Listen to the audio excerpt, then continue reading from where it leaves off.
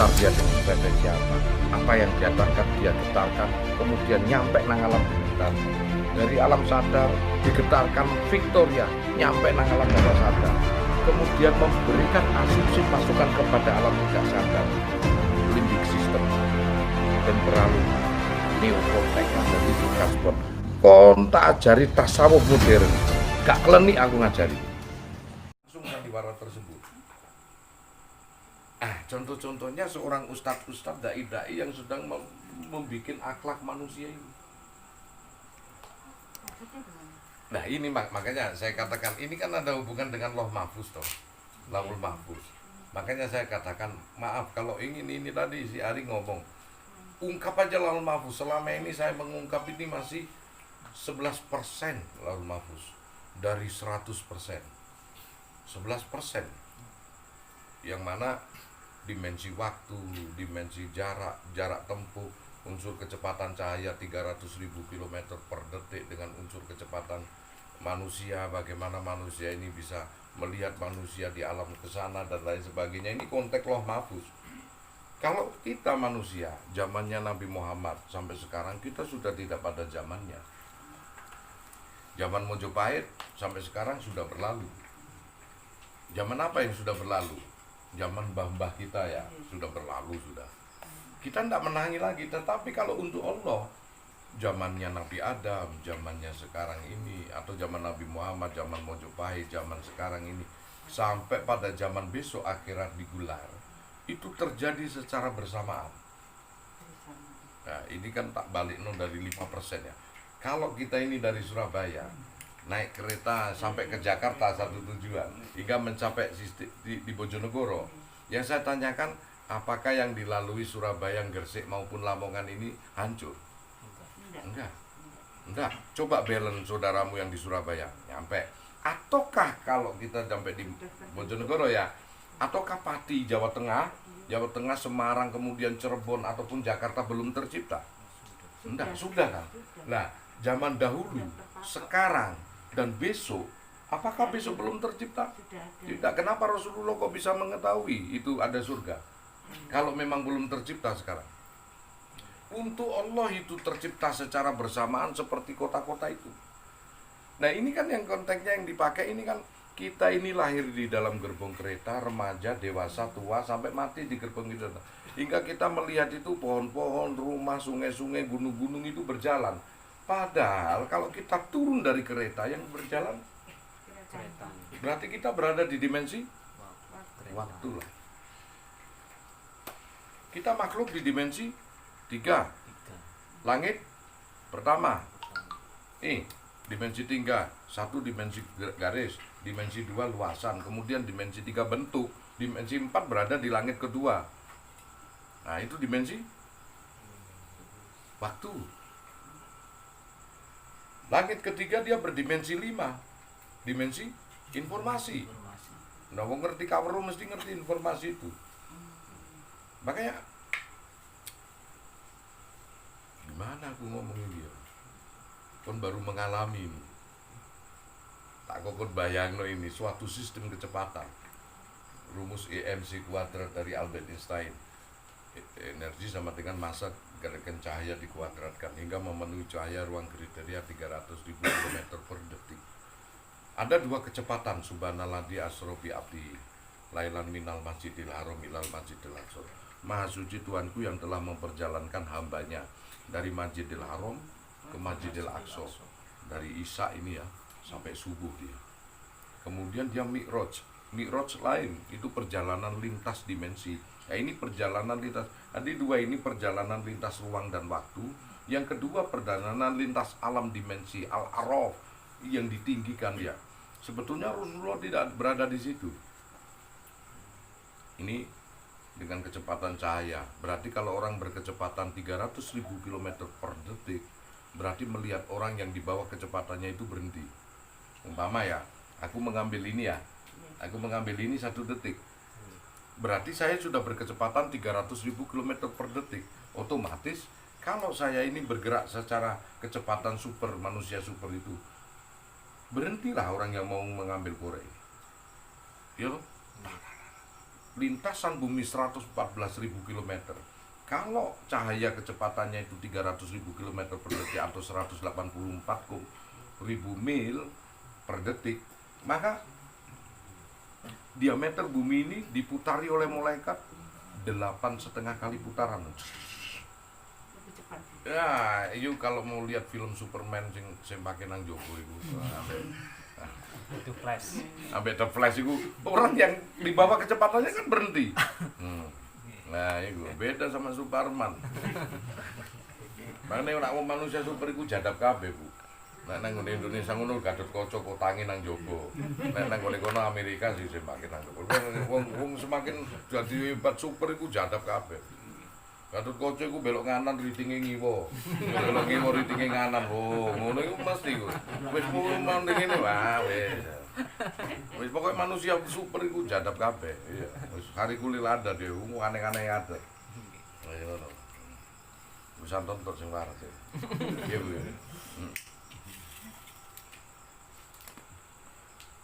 Jadi tak ulangi lagi dari konteks Laul Mahfuz, dari konteks sistem kecepatan. Berarti kalau kita berada lahir di dalam kereta dengan kecepatan 100 km per jam, terus kita berlari dengan kecepatan 10 km per jam, berarti kita sedang berada pada kecepatan 110 km per jam. Tidak ngefek di dalam pesawat. Loncat-loncat pun tidak ngefek. Coba kalian berada di atas. Loncat 1 cm, 2 cm nggak ngefek. Coba lepas setengah meter. Cak, lewat. Apa maksudnya itu? Aku lah ngomong, berikan batas maksimal pikiran. Yuk. Berikan batas maksimal pikiran kita. Jangan sampai kita kalah dengan orang Yahudi, orang Wahabi, yang mana mereka sudah diambang kecerdasan. Dia sudah membuat mesin CERN, messenger particle God, yang dia mengetahui sistem dark matter, dark energy, materi gelap dengan energi gelap, yang mana di situ ada satu materi yang paling termahal di dunia, yang 1 milimeternya saja harganya 672 triliun rupiah. Itu berada di Swiss. Disitulah dia akan melubangi suatu lubang cacing yang disebut wormhole, yang mana akan menembus sistem waktu jarak tempuh darat. Coba kalian lihat di YouTube. Terus kita bagaimana? Tujuannya mereka apa? Seluruh ilmuwan dikumpulkan di Swiss. Tujuannya mau menuklir surga. Jadilah. Ini sinting abe iki wong iki. Ayo gak jadap iki golongan Dajjal ini. Ayo kita ungkap dulu siapakah Al-Masih Dajjal. Siapakah Al-Mahdi, yang mana secara personalitas, jangan identitas. Mungkin kita secara identitas gak menangi deh. Siapakah Dajjal, siapakah Yajuj, Majuj, Magog, Magog. Secara identitas mungkin kita gak menangi, tetapi secara personalitas, sifatnya dia tersifat di kita semua. Hanya orang-orang yang mampu berpikir dengan hatinya, ulul albab, dia yang mampu memahami eksistensi. Oke ya Bu ya. Saya pelan-pelan ini. Meskipun lama, saya pelan-pelan. Mudah-mudahan juga saudara-saudara di seluruh Nusantara ini. Mari kita bongkar semuanya. Mari kita bongkar. Ada apa dimensi? Kenapa Star Trek itu orang Yahudi sudah bisa bikin ini teleportasi? Wah, dia bisa membiaskan cahaya dengan berpindah tempat secara medan magnet. Teorinya disebut teleportasi. Maka manusia itu secara energial dibiaskan. Coba lihat subhanallah di Asrobi Abdi. Jikalau gravitasi bumi ini berkecepatan 5.000 km per jam, maka berapa ya? 2.700 ya? Aku anggap 5.000 aja. Kalau ada pesawat ulang-alik yang mampu berkecepatan 15.000 km per jam, bobotmu berapa sekarang? 50. Bobotmu 50. Berarti kalau dikalikan 3, 150, bayangkan. Kalau kepalamu ini 2 kilo jadi 6 kilo. Makanya kalau orang naik pesawat dia kecepatan gravitasi, selalu dia sulit untuk ngangkat. Kalau di pesawat kamu suka Ya, binden, teng, kupingnya gitu. udah. Pelan-pelan supaya kowe mudeng. Pelan. Kau numpak kereta dengan kecepatan tertentu pun juga akan bengung kan? Ting. Pelan-pelan, aku tak pelan-pelan. Sebab kau sedang berbicara dengan perpustakaan. Asik. Ini perpustakaan urip iki cucu itu sing ngomong. Makanya pelan-pelan. Nah, kalau sudah begitu ya, kalau Rasulullah ini berkecepatan cahaya 300.000 km per detik loh. Ini tak bandingkan dengan 5.000 km per jam. Dengan 300.000 km per detik, jarak antara bulan dengan bumi ini 300.000 km. Jarak antara matahari dengan bumi berapa? 1,5 juta kilometer. Berarti cahaya matahari nyampe bumi hanya butuh waktu 7 menit lebih. Bagaimana kalau kamu dengan kecepatan 5.000 km per detik, per jam menjadi 15.000 km, 3 kali kecepatan supersonik. Supersonik itu apa? Kecepatan suara. Nah, 3 kali kecepatan gravitasi dengan suara. Maka bobot tubuhmu menjadi 3 kali lipat dari sekarang. Lebih berat. Lebih berat karena ketarik toh. Cerak. Nah, sekarang kalau kamu berkecepatan 100.000 km per jam, ini masih per jam loh. Berarti bobotnya berapa? Kalau 10, 20 kali lipat. Kalau sekarang 50 berarti bobotmu berapa? 1.001 ton. Oke. Jadi apa kamu 1 ton? Aku pelan-pelan ini. Jadi apa kamu 1 ton? Superhero. Oke, ini 100.000 km per jam, belum detik, 100.000 km per jam. Oke, 1 ton. Berarti kalau 300.000 km per jam, bobotmu berapa? 3 ton. Oh, 3 ton ini kan melakumu kaya apa dulu? 3 ton. Oke, 3 ton per jam. Aku urangi, kalau dibandingkan dengan detik, terbias semua sel-selmu, hancur. Kenapa Rasulullah bisa selamat? Karena dibungkus cahaya. Itulah teori teleportasi. Perpindahan jarak, perpindahan zaman, perpindahan ruang dan waktu dengan unsur kecepatan pasti. Ada 2 sistem kecepatan. Kecepatan gerak cuman kecepatan cahaya. Nah, malaikat dibikin dari apa? Cahaya nur, cahaya oke. Ada sayapnya yang 2, 3, 4 ya. Kok Jibril sayapnya berapa? 1 sayap aja 300.000 km per detik untuk mengitari bumi yang 14.000 km diameternya itu hanya butuh kibasan 1 sayap aja. Berarti malaikat itu mampu mengitari 8,5 kali putaran Per hari.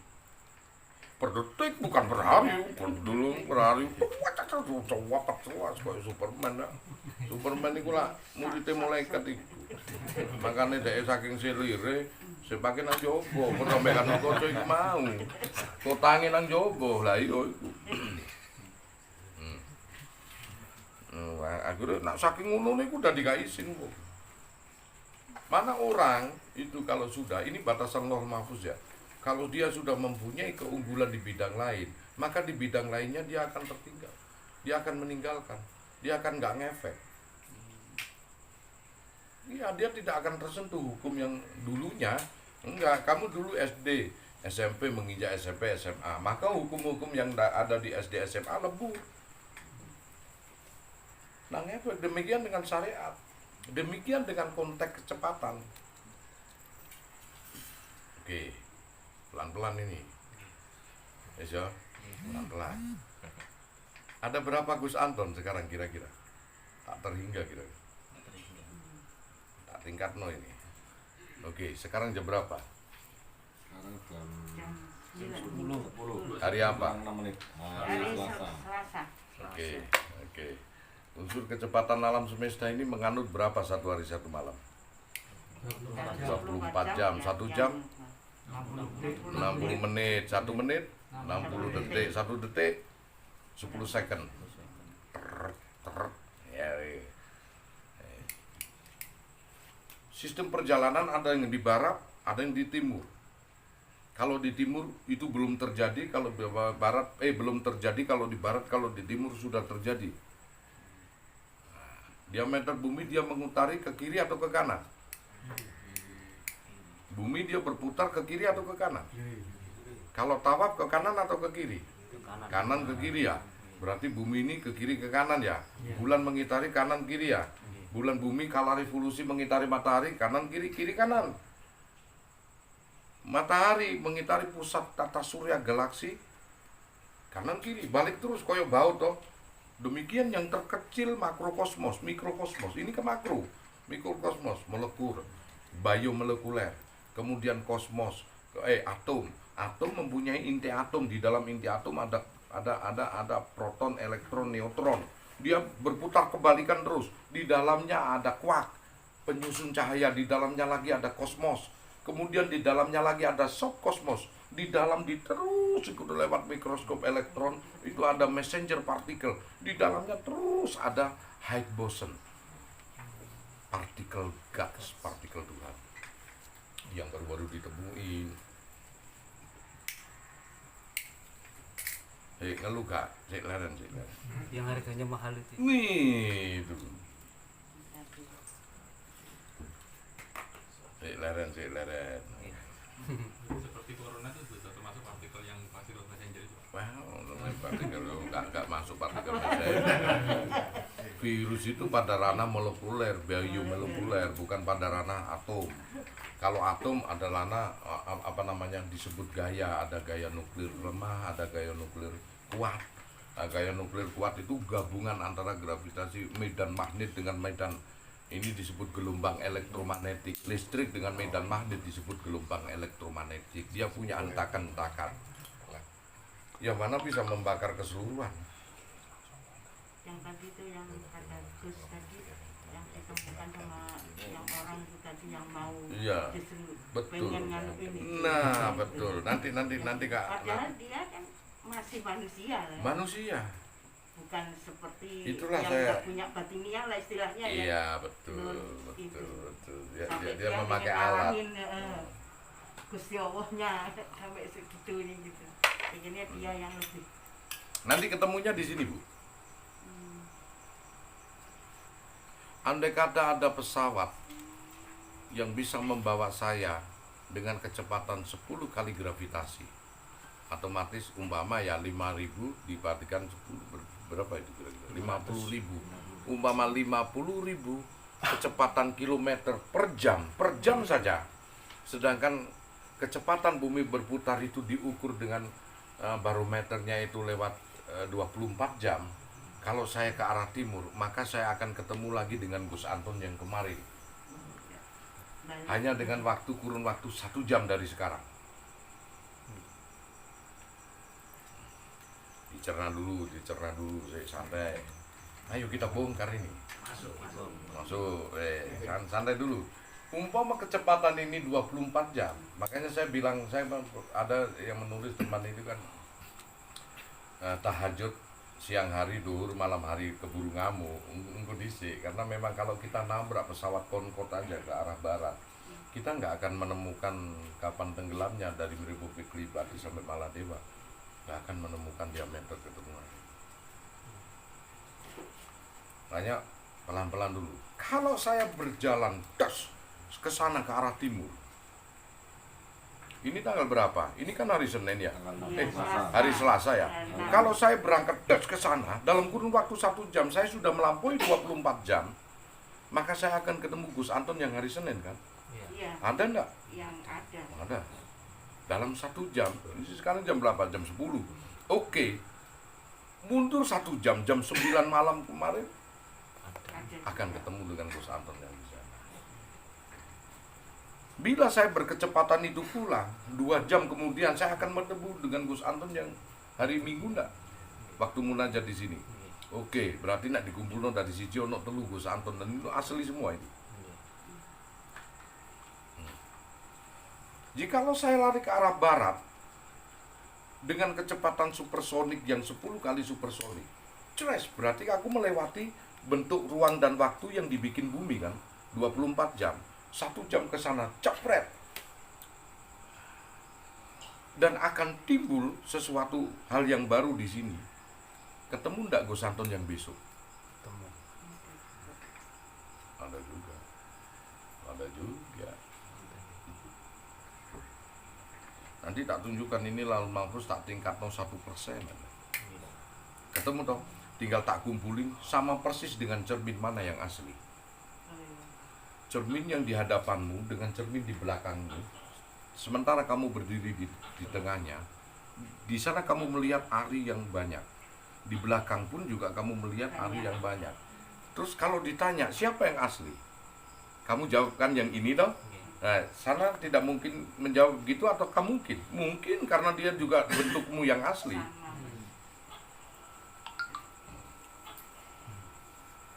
Bias ya, seperti bias. Nanti tak tunjukkan di Fatihah baru ketemu, kamu di Fatihah baru ketemu. Oke. Setiap jalan punya landasan ulul albab. Di saat kamu berpikir A, maka tercipta A. Di saat kau berpikir B, maka tercipta B. Di saat kau berpikir C, maka tercipta C. Di situ Allah menyatakan, wa ud'uni astajib lakum, mintalah kepadaku, pasti ku beri. Pasti loh ini.